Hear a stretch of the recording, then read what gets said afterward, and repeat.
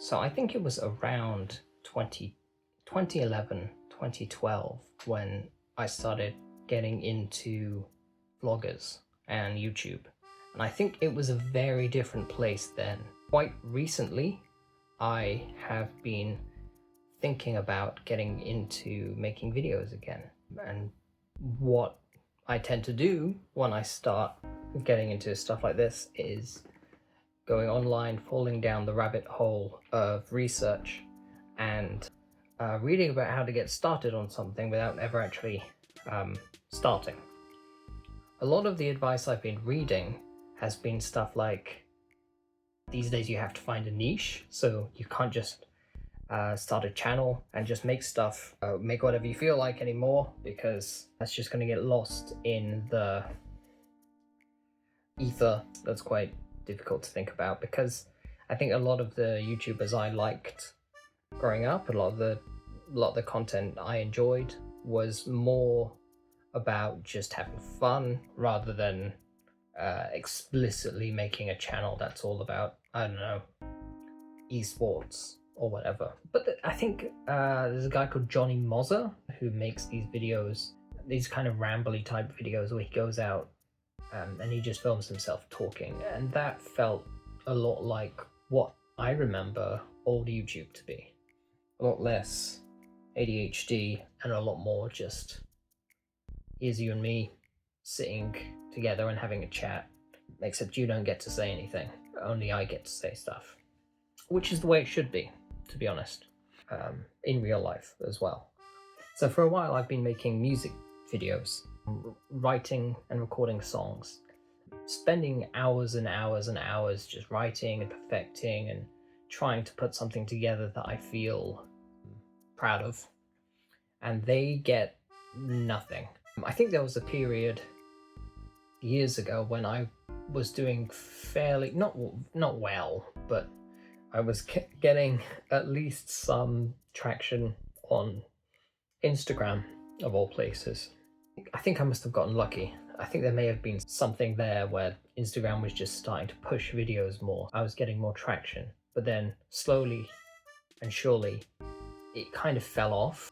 The videos that we're making were not only not being seen by strangers, but they just weren't being seen in general. Yeah, my friends and family weren't seeing the videos I was making anymore. YouTube's been taken over by people who are using it to sell you shit, basically.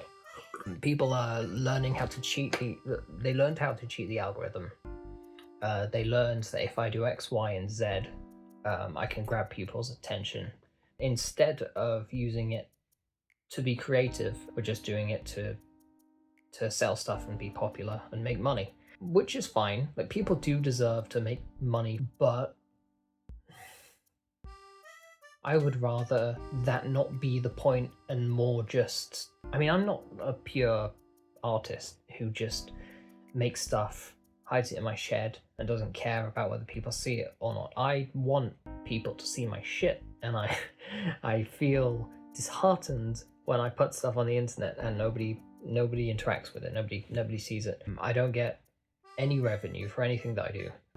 I record covers most of the time, so even if they did get views, I don't think I would be getting any money. But it's just nice to feel like you're being seen and you're not just shouting into the void all the time, particularly when you work so hard on something. I mean, it takes a lot of bravery to put stuff out on the internet. It takes a lot of bravery to get started making things. When you make something and you just push it out on the internet and it just goes out to the empty void, it can be devastating. There is sort of a lot of conversation about what people are calling brain rot. What we're talking about here, we're talking about videos that are intentionally made to capture your attention. We're talking about videos that are intentionally made to capture your attention and to release dopamine, but without having any significant intellectual content. And I think a lot of people are getting sick of that. And we're seeing sort of a trend towards moving to using minimalist phone apps, or even removing their phone entirely, going analog. There's a lot more awareness as to how the internet is affecting people now. which is cool. But I also hope that this push towards that kind of thinking also means that people are more open to the kind of content that I like, rather than people putting on fake loud personas and trying to sell you their courses or whatever. I don't know what the point of this video is. I don't think there is a point, and I think that's the point. The point of this video for me was just to put the camera on and start talking. I don't really know if any of the stuff I've said is usable, but it feels like a start. So until next time, farewell.